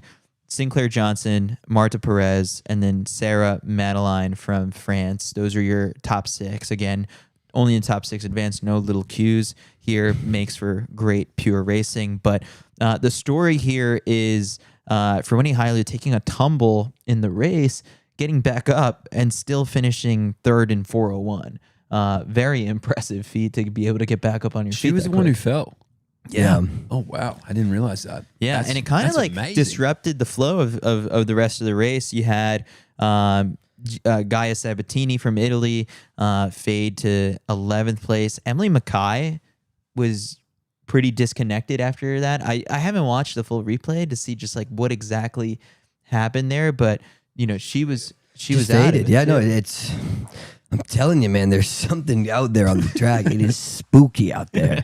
But she was just disconnected from it's pretty not far this- out. yeah. Because when did Hailu fell right around, what was it, like 450, 500 to go? 500 to go? I think so. I was trying to get a replay. Because 550. It was, because it was like she fell and Faith Kipyegon's like, this is a good time to move. To fall, get back up, qualify, run 401. Mac was talking about it in the stands. Like, that's got to be like a 355 or faster type effort. Mm-hmm. That takes a lot out of you. Yeah. So, I mean, the women's 1500, it's kind of just going according to plan so far. Everyone's so far. It's just like everybody who you expect to make it. It's like, yeah, you could see Emily Mackay. She's someone that, yes, maybe should be in that final, but it's like everybody's making it through besides her. And Of like the people that I would expect to be in. It's like this. It's not like the men's 15 where it's just carnage and you've got guys that should be like on the podium who are not even making out the first round. Yeah. It's like, it's just like all the big players are in it and it's shaping up to be a hell of a final. Yeah, he too. Nelly Jepchirchir, Jess Hull, Nikki Hiltz. Yeah, like it's those like, are your boom. top three. There you go. Easy. Gabriella Debus Stafford looked good. Yeah, there you go. It's going to be a great final. There It's gonna be a was great final. Yeah. the only change was that I think the Italian woman who was sixth got DQ'd. I don't know what for, and then Sarah Healy got bumped in. So, that second one was also, pretty standard, all things considered. It was textbook. Yeah. It's been textbook in the women's 15 so far. Yeah. So first round of the women's 15, the fastest time of the day was 4:01. That Faith ran today. No one broke 4 once again. The winning times today with Faith was 4 flat and then 4:06. Yeah. Gearing up for a good final then. Well, so if this is still trending in the same way of it being a 4 flat race, anyone can medal. Well, obviously Faith will win, but anyone can medal after that. Yeah, I wonder what They're missing Gudoff in this. This track is like quicksand in there. It is slow. Besides the sprinting, the sprinters are doing fine on it, but these distance people they're having a tough time picking the feet up around this track. I wonder how it's all about like how fast is Faith going to make this? Because she's just going to the front and leading, and people are following suit. Because you can bet that Jess Hull will be right on her. Yeah. And it would be the women's 15 is like the closest knit group in. They used to always talk about like, they are friends. The men's decathlon. They're all best friends out there, and the women's 1500 is now like they're all unbelievably close. But I'm just thinking like, is it in Faith? It's obviously in Jess's best interest if Faith just hits the front, and Jess hangs on for as long and hangs on for the ride, right? Yeah. But if Faith just sat and is like, you know what, I'm just gonna make this a really let's go slow, and I'm gonna hammer this last 800. It would throw a huge wrench into it, and nobody would really expect it. It'd be I guess like didn't she win Athlos last year in like 4:04 or 4:06? It'd be that. Yeah. That's exactly what we've seen. You do. I think she's near impossible to beat, but I suppose doing it that way is probably the only way where you open it up to something maybe happening, because when you are packed like that, you never know particularly who could hit the deck, who's in the right spots, who's going to find a hole, who's not. But I think, if I'm talking from Jess's perspective, I think she would love that. I think she would love for it to be quick as the second fastest in the field. Absolutely, yeah. Absolutely. She's worked a lot on her speed. That was her biggest takeaway from last year, talking to her post race today. But I think it's going to be a great. I don't know if with any confidence that I could predict what the podium would look like. If I could predict 15? one, like I'm going to assume Faith wins. Obviously, my heart says Jess wins as an Australian and as a friend of Jess. And I do think there's a world where she can win, but it's going to take An almighty effort. Well, I mean, Jimmy Gressier won the 10K today, and that so gives you there's a world. confidence. That gives you confidence. There's a world where Jess wins. It happens. Absolutely, It happens. So it could happen, but I'm reserved. I'm also aware of the fact that it's going to take something major. But Okay, so my wait. point being, I can't accurately predict 2 and 3. Oh, you can't. Well, I I was gonna think- say, all I right, think I'm putting you on the spot now. Give us 2, 3. I would love for it to be Jess. So I would say it would be Jess, and I think it's gonna go Nikki. I'm about to say I have massive stocks in Nikki. And the way that they've been racing these rounds as well and executing, being towards the front and out of danger, I think is a huge thing because we know that they can kick. They have a phenomenal kick, but I think to tactically put yourself in the right spots and avoid the risk of potentially getting tripped and not being able to find a way out, they've done a phenomenal job at that through the rounds. So You see this? Like there's a full on. get the hell out of the way. Is that the Italian who got DQ'd? Yeah, actually it is. It's Marta Zanoni. Well, it's because she's trying to push Nikki into the high jump. Well, is that the what got her That must be. DQ'd? Yeah. Well, she's getting sandwiched between Nikki and Jess there. Yeah. All right. Your podium as of right now. I think it's probably I think Faith, Jess, Nikki. I think Sinclair could. boring. I think Maybe we have predicted it. I think Sinclair could sneak in there. It's funny because you're like, oh yeah, this seems like a lot, not logical, but you're like, I feel confident in this, and then it's gonna come down to it, and it could be totally different, right? Yeah. It never works out how you think it does. But yeah, I think that it's gonna take Faith messing up for somebody for her to not win. I think Jess is going to get on that podium, it's just regardless of the color of the medal. And then Nikki's looked fantastic. Kick is stronger than ever. So I feel good in that. Yeah. I'm going Faith, Jess, Nikki. So you copied me. I think we all We were all went just the like- same. Yeah. We actually all copied me. No. Yeah. Do you see any? I came up with Paulie Throw's nickname. Yeah, but I found him. I found him. No, I did. So I think. you need to back off because I was the original. What was your question? Is there any universe where those Yeah, medals are Sinclair. different in term? No, I'm talking about. Is there any? I already said that. You have to choose a new one. Yeah. Jeez, get Nelly your own Jepchirchir. athletes. There you go. Good, Chris. I'm saying, is there any universe that you can plausibly think of where Faith does not win? No, they eliminated the Italian who would have shoved her into the infield. They got rid of the enforcer. These athletes. It could happen. Of course, Yeah. these athletes are human, right? Yeah. Like whenever these athletes are on fire and haven't lost in a while, you tend to look at them as they're unbeatable and they're superheroes. And it's like, no, like they're a human just like everybody else. They'll have bad days. And when you start treating them like they're unbeatable and you give them the respect, you over respect them on the track. Yeah. It's like you give them whatever they want. You let Faith do moves that you wouldn't let another competitor do because you think that that she walks on water and she deserves to do whatever she wants out there. Yeah. It's like, no, if she was another competitor, you would, and she's like coming in on your space, and if it's Faith, you go, here you go, go on, sweetie, take it. And if it was someone else, you would shove her out of the way, and say, no, that's my spot, don't touch it. So I think there, of course, are worlds where Faith doesn't win that. Again, it's just like 90 out of 100 days. Yeah. It's going to be her race, but of course there's going to be those 10 days, and it just depends on if it's one of those. What I'm sniffing out, I think, is that it's for Winnie Hailu who ends up being the person who just does a full-on send. She's going to probably sit down at breakfast, run into her friend Gudolf. Gudolf's going to be like, I got a race plan for you. Yeah. You're going to go out in 58.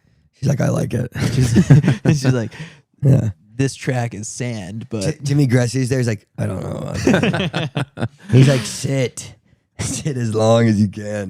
no, that's the only. I think I don't see a Kenya on Kenya thing going where like a Kenyan tries to take it to Faith. That's just like they kowtow and are just too respectful. I think that's maybe somewhere where Jess That- is but- good for the field because as much as she respects Faith, obviously, and that's very well does documented. she try and shock people and do the Diamond League final move? Well, maybe. Well, I don't know. I Yeah, hope maybe. not. I think. Remember she was that? oh, so close. Remember how that ended? Oh, so close to that being perfect. But to your point, Eric, I don't think that in the race, when the time comes, Jess is one of the most lovely human beings you could She's ever the come best. across. Yeah. But the second, you guys know, you've all Yeah. met her and you've trained with her. The second she steps on the track, rabid dog, just has absolute no That's care. exactly how I was But going to has- describe her. She is. Yeah. She's Rabid. she is a competitive junkie. I don't think she's going to be that respectful type to be like, yeah, Faith, just jump in and do your thing.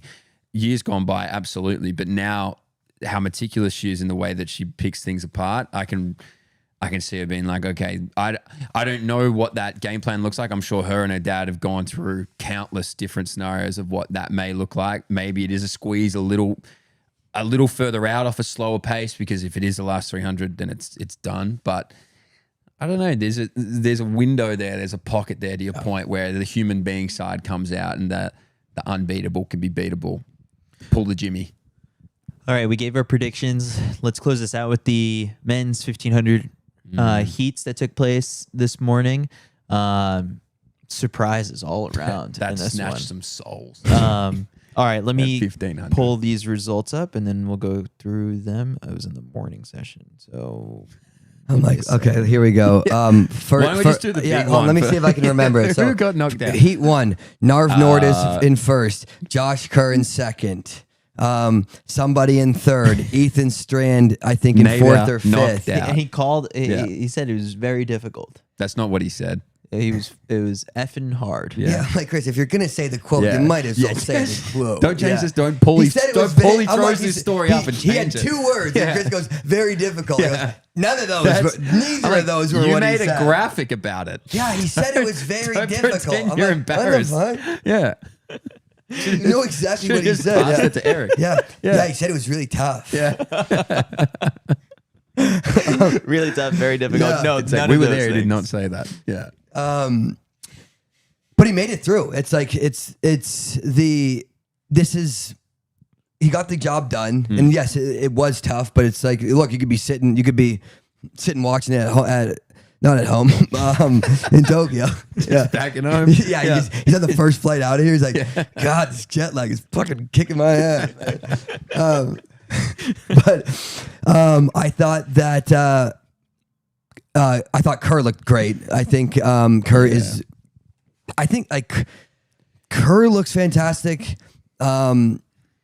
He's confident right now. He's always confident. Yeah. Like he runs confident at these championships. He's always very confident. He runs savvy.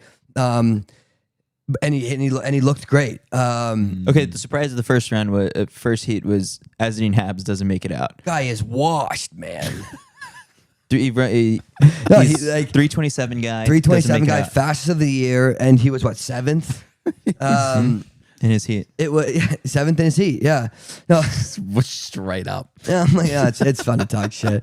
No, it's just how cutthroat this Hardest round. this event is. Yeah. You look at these start lists and you're like, man, I got to come top 5 against these guys. Like everybody is final material. So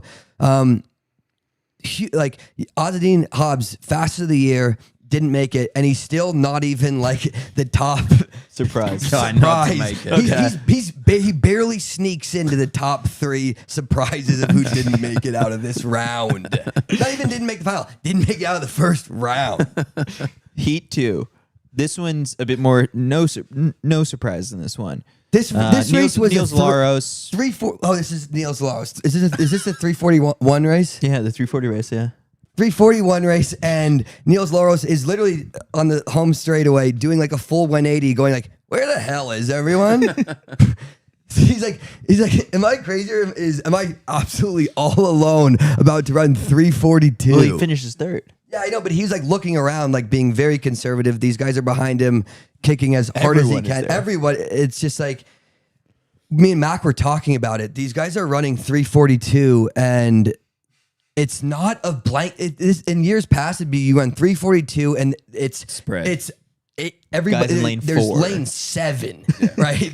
Trying to find a blanket finish when it's that. I mean, these guys were blanket finishing for like 333 races in the years past, and now I'm like, me and Mac were talking like, this is the event I know and love. Like now we're running 342 again in the 1500. It's like 2015 kind of thing. So I was just surprised at how slow all these races were. Niels Laros is now, it's funny, he's like the favorite, which is... Out and out. I mean, yeah. 100%. I mean, FanDuel, we were looking at the odds. FanDuel's like, he's the favorite. FanDuel's like, yes, he is the heavy favorite. Okay. Which I'm just surprised about. You know, he hasn't won, he doesn't have these medals on this stage like Cole or like Josh Kerr and or Whiteman, right? Like now, Yeah, he's Whiteman's sneaking back in the mix. Yeah, So yeah. it's just He like, looked good. but FanDuel's like, I don't give a shit. Yeah. Laros is here and he is our guy. It's like, were you with the All right, so Bellman? Laros advances. Heat 3. Cole Hawker wins it. He looked like he was in control. He looked the Another best. 341 race. His tactics is just so smooth. I think He this was. sat around I and thought then he just looked moved around the shoulder so well. so easy. He did something he never does, and he left the rail. Okay. Had to get out to lane 2. He Had to goes- get out to nearly 3. He left the rail, and as soon as he goes, I don't like this. Yeah, he's like, I didn't bring my passport to go this far. He goes, I feel exposed. Yeah. I feel vulnerable. Oh, I can feel wind. And I got to get back to this thing. It's like he's got a magnet on his hip, and he's like, it's pulling him right to the rail. But he looked super good. He moved at the right time, got out of trouble. He hit the front, I think, with 600 to go. I think it was around that. Yeah. And Yeah. he stayed out of trouble, was in the front, and then kicked it and won his heat it seemed like very easily. Yeah, he looked totally. He looked totally in control. And it's been for him, you know, after coming off of a gold medal at the Olympics. This is his first 1500 win his since first. Wow, that's since Paris. First time. First time he's won a 1500 since Paris. Couldn't have come at a better great time. timing. Yeah. Yeah. He's like this. He's like not a moment too soon, huh? So, but he looked great, and because like these Grand Slams were kind of kicking his ass. Yeah. Like and I think it was clearly part of the plan. Like I'm sure that his coach and him had really dialed in. It's like, look, we're not going to be at 100% at these Grand Slams. We're not going to be at. He's like, you're going to be running 4 800s, but we're actually training for the 5. Yeah, we're not even going to be at 90% for these races, right? We're all that matters is that we're 100% in September. It's such a long year, and that could be why you're seeing a lot of these guys looking just a bit flat, looking a bit tired. They're usually deep into a break right now. The Fifth Ave after party was a week ago. They'd be at Coogan's, honestly. R.I.P. Coogan's, but I just like Cole looked fantastic, and I think that this is depending on how, assuming that everything goes well in the semi, this is like the women's side of it. It's shaping up to be a hell of a final. Okay, because then Heat 4 brought the drama. Jake Wyman cruises through, wins the heat in 3:36, but that's not before. In this race, all eyes at the beginning of it were on Jakob Ingebrigtsen making his season opener, and gun goes off, and he walks off the line and lets him go and just straight to the back, which is something you do when you're Jakob Ingebrigtsen and you're fitter than the whole entire field, and you rely on that fitness to get you to the next round, to the win sometimes. That fitness did not show up, and it never looked like it was there. Yeah, he looked a bit rusty, huh? Yeah. I mean, he really did just look out. Like, you don't really see Jakob laboring. Yeah.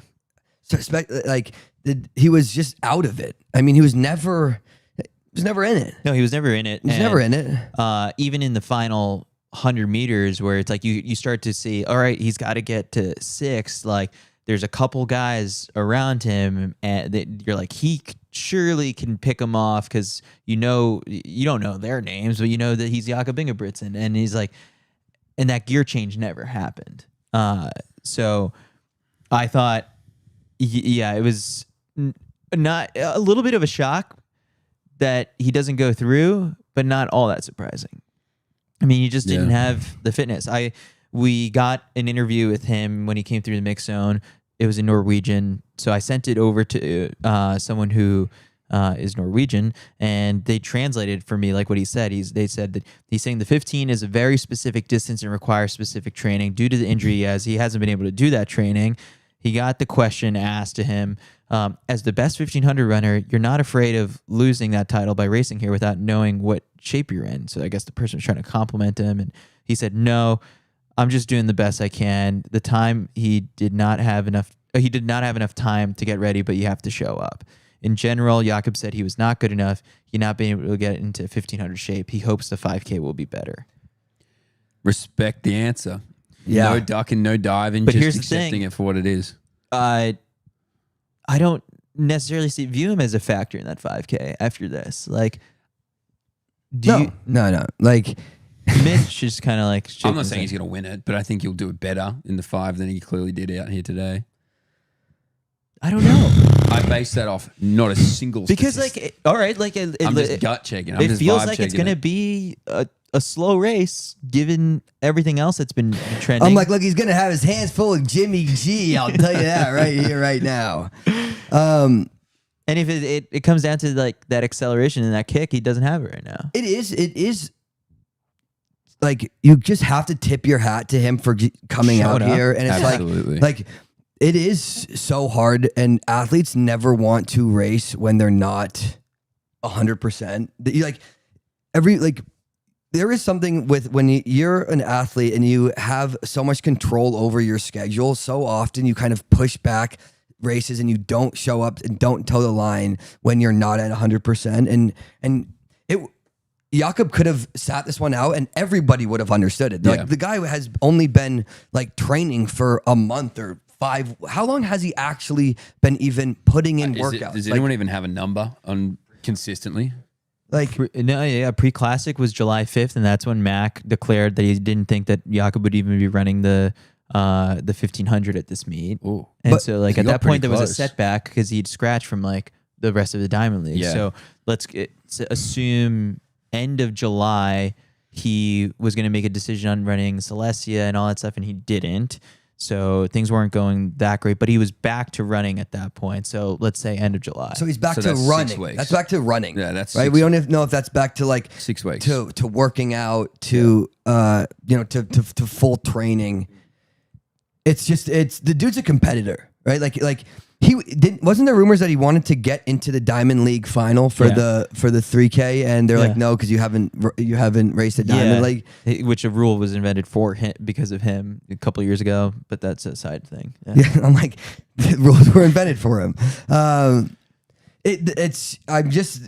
do love the attitude where it's like, look, if I'm healthy enough to show up, I'm going to show up. I'm going to at least give it an honest effort.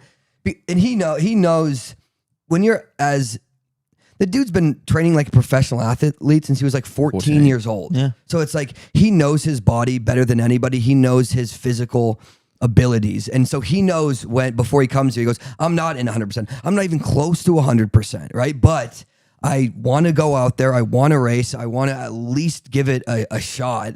And I respect the hell out of it. And look, I'm a huge Jakob fan. I don't like this for him in the 5K, right? I mean, the 5K it's not like this is a walk in the park event.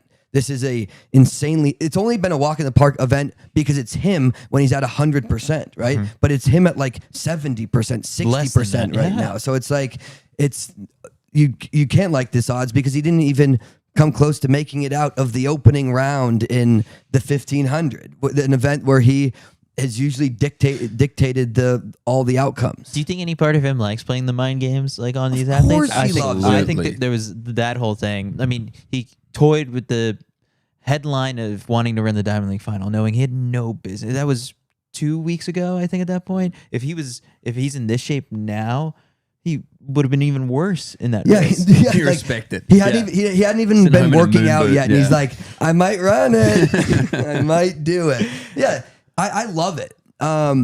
Because even we want to see him race as much as possible. We do. And I love that even though he's not at his best, not even close to his best, it's still fun to see him get out there. And it's great to see these guys who we were just talking about it with Faith, where it's like you view them as almost invincible when they're at 100%. It's kind of nice to see them be vulnerable. And you're like, man, like this guy's a real, like just a genuine, he's just like us. Sometimes he sucks. So I thought it was exciting. But no, I don't think the 5K is going to necessarily go great. But It'll be nice to see him on the start line. If he proves us wrong, that'd be absolutely insane. Yeah. Nice to see him as a competitor, not just a champion. To your point, that he loves to compete. The rest of these guys are watching him get knocked out going, yes. Yeah, like thank God for that. Yeah, that's a wild card we don't have to worry about. Yeah. Yeah, that's he's actually the opposite of Jimmy G, where even if you're coming in 60%, you have so much notoriety where it's like, I'm going to be nervous about whatever the hell he could pull out of the pack. Yeah, that's really what it was. Yeah, because he's earned that right? He's earned the right for people to be nervous about what he could be producing. And to your point of the mind games and to the point of the elusiveness of, well, how fit is he? Is he really as unfit as we think, or is he actually putting in a lot of work up on the mountain that maybe we're not seeing? God only knows, but a tip of the hat to the competitor of Jakob Ingebrigtsen to actually getting out, giving it a nudge. Again, I'd love to see him do better in the 5. I don't know why. I have a real deep gut feeling he does a little better. I'm not saying he wins it, but I feel like he can come back. Maybe this is his rust bust. He's not run. This is his first time racing. Like, talk about a place to rust bust out there in front of. Maybe he was hoping that he would get 2 more rust busters. Of course he that was. 5K. Like, of course he wanted to run 2 more of these. But the reality now is that he isn't, and now he knows exactly where he's at in terms of race fitness. Whatever he chooses to do between now and the 5K, I got no idea. But maybe he makes it through to a final. Odds for Niels Laros, Josh Kerr, Cole Hawker, those are through the roof right now. I opened up Cole's Instagram story and he posted, "We're in it now." And part of me is like, I think a little part of that is like, so many of these guys that were viewed as potential threats didn't make it through. Like we haven't touched on Fanuel Koech, takes a tumble, falls. He tried to rally to get back into it, just not even close, and then files an appeal. Appeal gets rejected, so he's not through. So now you have 2 327 guys Gone. Habs and Fanuel Koech out. I think I looked at it. 14 men in the world this year have run 3:30 or faster. 6 of them, I think, will be in the semifinals. That's an insane stat even of itself. 14 men sub 3:30. Yeah, but then That's times wild. don't really matter when it comes to championships. Exactly right. They don't. What you've done in the season doesn't matter. It's who's going to win. Yeah. What we've been talking about all night. So that's the final shocker? Is that Koech is out? Yeah, like Good news for good those news other for guys. everybody besides Koech. Yeah. I mean, I like those other competitors. Like if you're Cole Hawker, right? Just had your first 1500 meter win since the Paris Olympics, and you walk the heat after you. Jakob's out, Fanuel Koech falls, and you're like, that's when he sends, "We're in it now." Exactly. That's what I was thinking. So it's like everybody's watching this race and being like, "Man, this is." And I do really like it's top. What was it? Top 6. There's no small queues. Yeah, the no small queues is great. No small queues. It's great. So it's like it's not about time, right? It's just top 6, but which I do think makes a lot of sense, especially in a meet like this. Yeah. And but yeah, to see Koech go down like that. It's I sad. thought he was You gonna- don't want to lose these athletes either, right? Obviously, everybody wants to see them. We want get through. to see the best, most competitive final possible. Absolutely. We do. These other guys These other guys are seeing this going, Hell yeah. yes, Thank right, God. yes, and they go, oh, he's protesting. He might get in the final. They go, we need to block this protest. we need to make sure this guy's not in the final. It's a 327 guy who's not in the final. let's keep him out of the final. Let's get some politics involved here. But for us watching it, you're like, we want to see the most competitive, fastest final. But you're still going to see there's so many guys. You're still going to see Who it. makes this one fast? I don't Well, see. I guess we're not even there yet. We don't even know who's in the final. Yeah, you got to get through the semis first. Semis, Yeah. I mean, semis are going to be another ruthless round. Yeah. Because if we already lost, 8 guys who've run under 330, some of them didn't even qualify for this meet, like Josh Hoey. We'll lose the rest in the semis. Well, that's good news for Cole Hockney. hell of a final. Yeah. They're like 58 guys broke 330 this year. None of them are in the final. That'd be beautiful. When the semis are tomorrow, right? Mm-hmm. So they must be releasing. I mean, it's tomorrow they are? already. Yeah. So they must be releasing them. And, Let me and check. he's got them, check. yes. Yeah. I'm like, guys, it's 6 a.m. All It's right. 1:30. Guys, the race is in 4 hours, so the heat sheets are probably up. Okay, I got him up. Got him pulled up. Andy Cosgren. All right. Most handsome Irish guy. All right, Of 2 all time. heats of the men's 1500 semifinals, top 6 advance. Semifinal number Well, 1, that's a semi. Ruben Hadron, Christ. Andrew Cosgren, Ethan Strand, Jose the Carlos hell's in the Pinto, second Jake one? Whiteman, Pietro Arce, Timothy Chariot, Narve Nordås, Niels Laros, Josh Kerr, Samuel Philstrom. May God have mercy on Ethan Strand. If he said it was really tough in the first round, shit. God, boy. I mean, this heat. I thought you were just reading off like I the thought that was the final. list. And it's top. So it's top 5 again. Top 6. Top 6. No little cues. This is. Look at the back end of that. So, okay, Yeah. if this goes according to... Josh Kerr, Niels Laros, Whiteman, Nordås, Strand. Timothy Chariot. Laros Chariot, Chariot. Jake Whiteman. Someone misses. Ethan Strand. I'm getting sick to my stomach reading this list. I think that was 8. I think that was 7 or 8. Okay. Heat 2, I don't want to hear it. Cole Hawker, Rafael Polic from I don't know where, Jonah Koech, Foster Malik, Adrian Ben, Reynold Chariot. I want to be in this heat so bad. Robert Neil Farkin, Gawley Stefan through Nielsen, to the Federico final. Riva. Ethan Strand's looking at this going, I want to be in heat too. Desperately. Nah, that is chalk and cheese between. He goes, two can I semis." switch spots with Foster Malik? Can I please, if I ask nicely, can I please switch spots? Actually, and he goes, no, I don't even want to switch spots with Foster Malik. I want to switch spots with Cole Hawker. I want to race Foster Malik. Please don't take Foster Malik out. Let me get my hands on him. Take Cole out. Man, these heats are not even. I'll tell you that. Talk about filing a protest. Now I would be like, I think there should be small cues.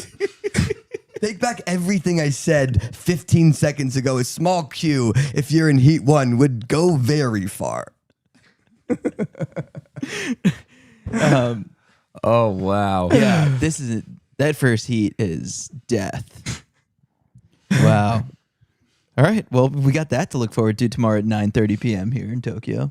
I'm like, something to look forward. That's in 4 hours. Okay. All right. I think that does it for day 2 of the World Championships. We had the women's marathon in the morning. Thrilling finish. Jepchirchir won over Tigst Assefa. Julia Paternain. I've got to get that right because I think we're interviewing her in the next day or two with a historic bronze for Uruguay. So great day of running all around. I'm excited to do this all over again tomorrow, day 3. Cannot wait. Cannot wait. All right, that does it. Be sure to tune in to Good Morning Track and Field with Eric and Aisha tomorrow. I touched on the discus, and this is running long. Paul, is Paul here already? Paul's sitting in the bathtub going, really? You're going to cut me out? It's 4 p.m. I've waited. Yeah. I touched on it. We'll give Paul a special spot on the show tomorrow. Bring him on Good Morning Track and Field. Who's the guy that you Oh, there's didn't want Paul, to take out of actually. it? Holy There he shit. is. Holy, remember when I gave you that nickname, bud? Hey guys. Hey.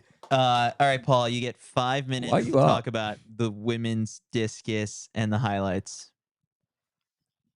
Okay. This is I believe it's the deepest competition since the 1988 Olympics, which was doped to the gills essentially. Um so 8 women over 65, which is just crazy to think about. And like, it started off so hot because um, we had 6 women over 65, 2 rounds in, which is insanity. It was also really nice that basically there weren't really any surprises in qualifying. Yesterday morning, so we had all the heavy hitters coming to play in this final. Um, I was in the mix zone with Chris before we started, and Val Allman was first up in the order.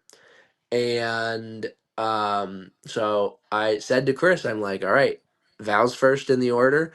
She's winning this on her first throw. And he was like, tweet it. And I was a little hesitant to tweet it because usually when I make predictions, they go horribly wrong. But I tweeted it, and then that ended up becoming true because she went 67-63 in round one on the first throw of the comp. Nobody passed her the entire time.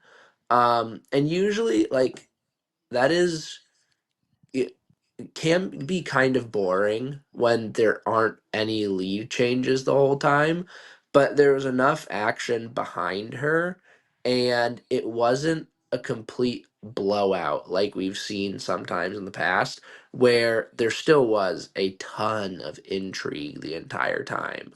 Um, she was letting everyone kind of hang around with her for the first 4 rounds.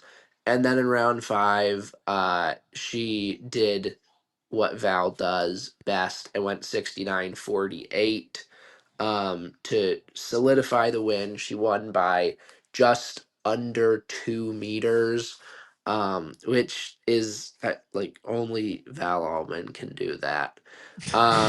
So Val finally picks up a world title that eluded her in 22 and 23. So that was really great to see.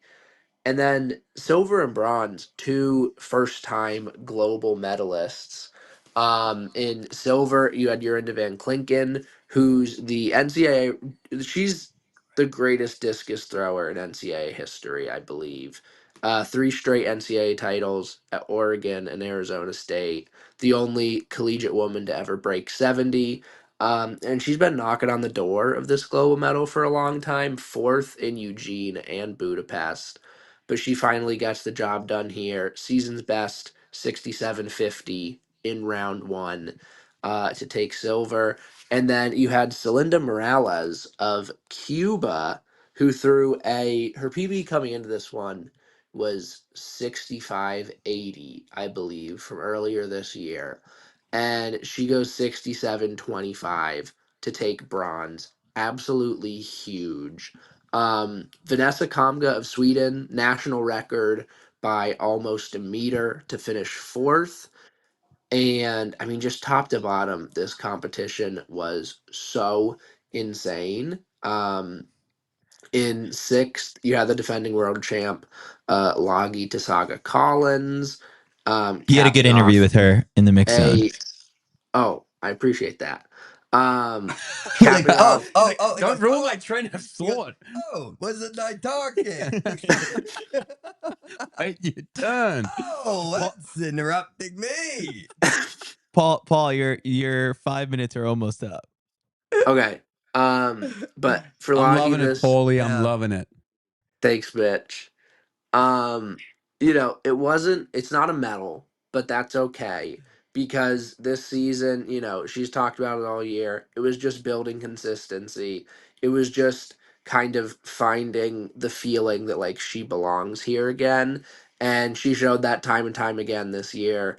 And for her to show that again with, I mean, she threw 65.49, which is like a really good mark for her. I mean, I think that's probably like her sixth best mark ever, maybe. I'll take your word So for it. like she had, it might be seven. I don't know. But it's a really good day for her regardless. To take sixth. And yeah, I mean this competition was, it was just a lot of fun. And Did the you have fun? throws, I did have fun. Even though there was too many track events tonight, so I had to be in the mix zone the entire time and didn't actually see a single throw in person. Um but it's all Welcome to right. the media, Paulie. Chris pulled up the Peacock stream on the iPad. Um, Just there for was you. it was one really, who was it? Chris sent me to go record an interview with someone in the middle of the sixth round.